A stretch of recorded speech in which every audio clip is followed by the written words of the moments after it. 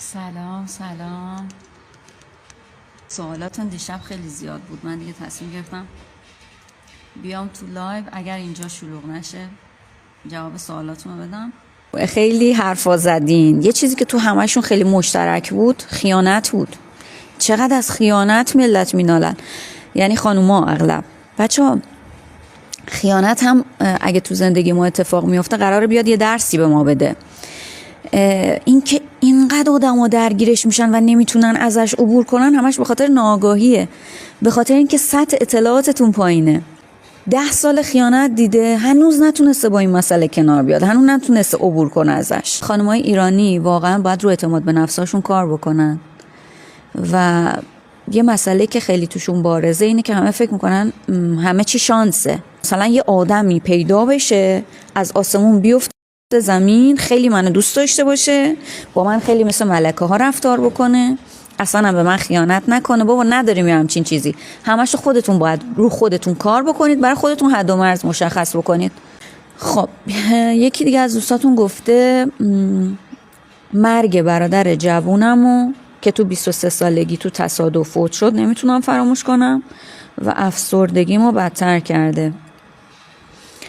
ببینید خب ما میایم توی این دنیا که فقط یه چیزایی رو تجربه کنیم، شاید باورتون نشه ولی ما دقیقاً برای همین تجربه کردن از دست دادن ها و به دست آوردن ها میایم توی این دنیا. اگه قرار باشه اصلا به دست نیاریم یا از دست ندیم اصلا نباید می اومدیم توی این دنیا. ببینید ما عوالم مختلفی داریم که توی هر مرحله توی یکی از این عوالم قرار میگیریم ما. حالا یکی بیاد پای این لایف میگه این روانشناسه یا مولاه، من همش هستم. ما توی این دنیا میایم شکل رو تجربه بکنیم. من به عنوان یک زن یک شکلی دارم، ما توی عوالم دیگه شکل نداریم.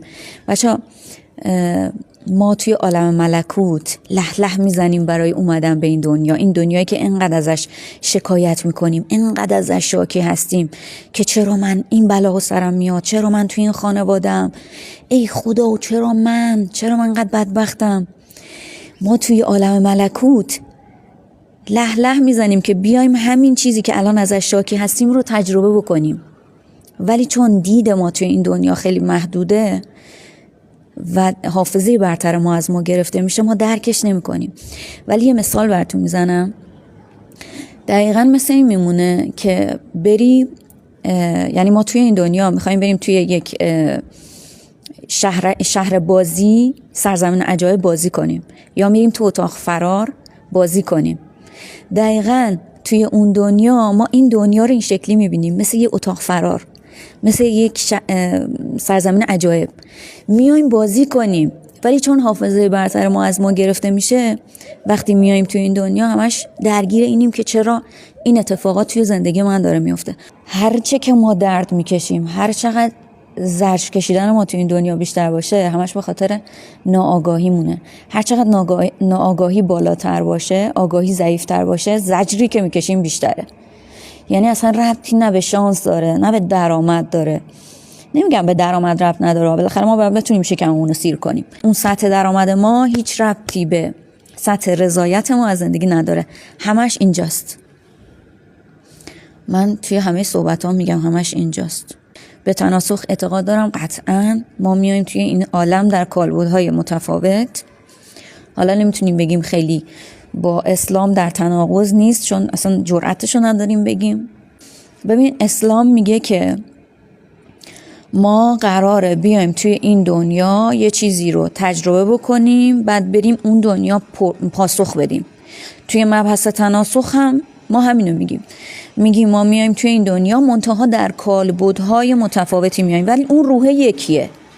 یعنی توی اسلام میگه باید یه پرسش و پاسخی باشه، باید یه تاوان پس دادنی باشه. توی مبحث تناسخ هم ما همینو میگیم ولی میگیم یک روحه. اگر اعتقاد داشته باشی که ما همین جسمه هستیم پس نمیتونیم قبولش بکنیم، ولی اگر اعتقاد داشته باشیم که ما روحیم که کالبدهای متفاوتی ممکنه به ما داده بشه بیایم توی این دنیا و این خیلی چیزا رو میتونه ثابت بکنه ها. خیلی ها مثلا ممکنه با عدالت خدا درگیر باشن، با عدالت خدا مشکل داشته باشن.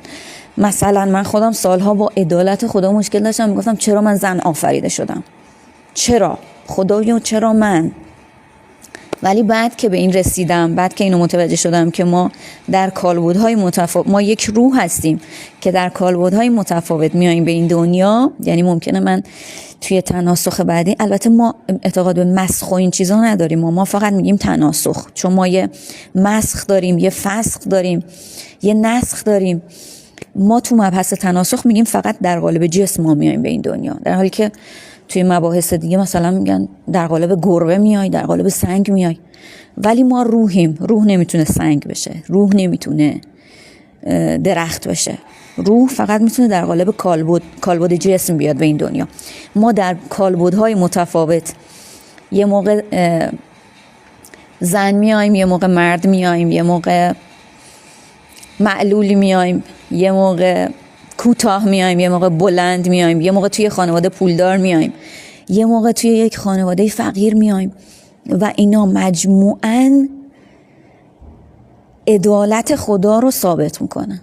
یعنی که ما هر دفعه با یک کالبد بیایم و در نهایت بریم در قالب تمام این کالبدها به خدا جواب بدیم، این عدالت خدا رو ثابت میکنه. نه میگین کسی که از سفر اومده شاید توهم و خواب دیده و با سلیقه خودش تعریف کرده. تمام کسایی که سفر کوتاهی داشتن حرفشون مشترکه، اصلا نمیشه گفت. ببین اگر بگیم با سلیقه شخصی خودش بوده، خب باید متفاوت باشه، ولی تمام کسایی که یک سفر کوتاه داشتن همشون حرفاشون مشترک بوده. من توصیه میکنم کتاب سفر روح مایکل نیوتن رو بخونید. ایشون گفته این که کسی در مسیر زندگیمون میاد، ماندن یا نماندنش دست ماست یا از قبل برنامه ریزی شده. ما یه قضا داریم، یه قدر داریم. قضا توی زندگی ما احتمالات زندگی ماست. ما بیشمار احتمال تو زندگیمون وجود داره، ولی زمانی که اون احتمال اتفاق میفته، اون قضا اتفاق میفته، مقدار پیدا میکنه، بهش میگیم قدر. وقتی قدر شد دیگه نمیتونیم کاریش بکنیم، ولی وقتی قضاه میتونیم تصمیم بگیریم. ببینید ما یه اختیار داریم، یه جبر داریم، ولی با همون اختیار کمی که داریم میتونیم جبر زندگیمون رو کنترل کنیم. از همون احتمالات میتونیم یکی رو انتخاب بکنیم، زندگیمون رو پیش ببریم، زندگیمون رو بسازیم. با همون اختیاری که داریم میتونیم جبر زندگیمون رو کنترل کنیم. اگه اینو بفهمیم خیلی از مشکلات زندگیمون حل میشه، ولی متاسفانه اینو همه آدما نمیفهمن. ببین ما بیشمار قضا داریم توی زندگیمون، ولی قدر یه دونه است، یعنی مقدار یافته دیگه، اون قضا مقدر شده، تموم. وقتی مقدر شد دیگه نمیتونی کاریش بکنی، ولی قبل از اون تو انتخابایی داشتی که میتونستی کنترل بکنی شرایطو. اینو جواب شما اگر ببینید کسی که میاد تو زندگی ما، آدما خیلی درگیر این موضوع میشن که آیا من میتونستم کاری بکنم، بعد میان نشخوار فکری، واو اگر من اینجوری میشد اونجوری میشد. تو الان تو بهترین حالت خودتی، الان جایی هستی که باید باشی، اصلا رها کن این فکرها رو. الان تو همون جایی که باید باشی هستی و چیزی که میتونه ماها رو آروم بکنه اینه که تو همون چیزی که هستیم بهترین خودمون باشیم. دیروز توی پیاما یکی از بچه‌ها گفته بود، خیلی شکایت داشت، میگفت که من توی شهرستان دورم، من نمیدونم یک مادر مریض دارم، یک پدر نمیدونم فلان، چرا زندگی من باید اینجوری باشه؟ بچه‌ها ما باید توی همین چیزی که هستیم فقط بهترین خودمون باشیم. همه بدبختی ما از اینه که ما آگاهی نداریم، نمیدونیم برای چی اومدیم توی این دنیا.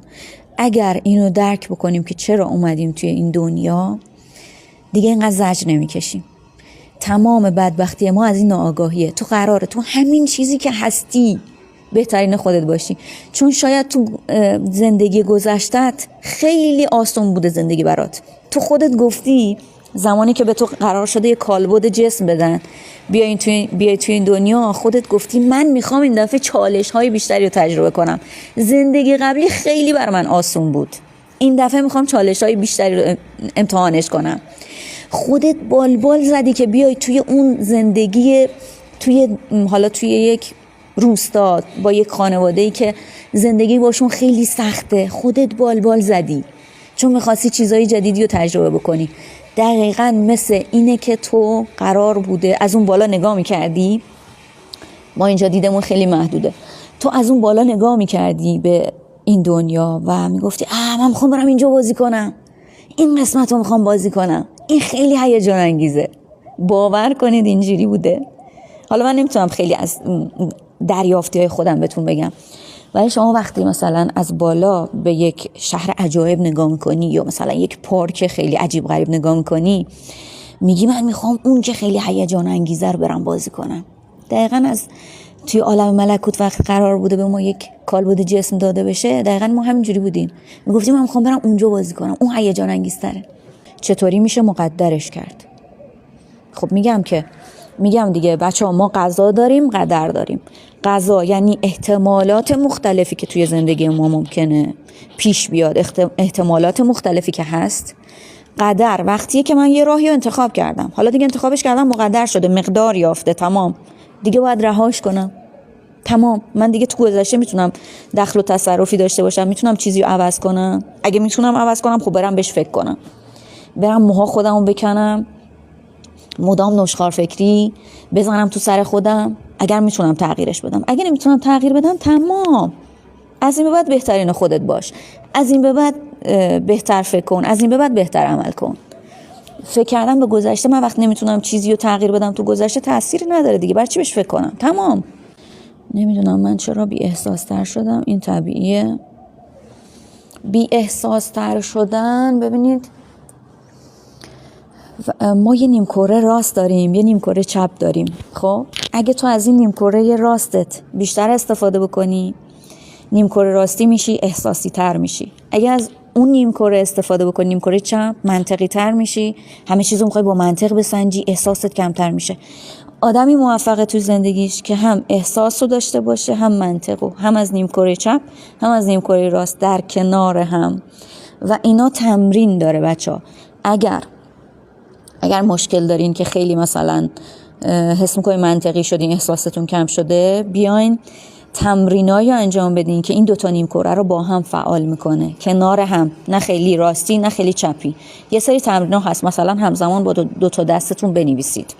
مثلا همزمان، حالا اگر فرصت شد میذارم توی پیج، همزمان یه کارایی باید با دوتا دستتون، چون دست راست فرمان نیمکره چپ رو میده، دست چپ فرمان نیمکره راست رو میده.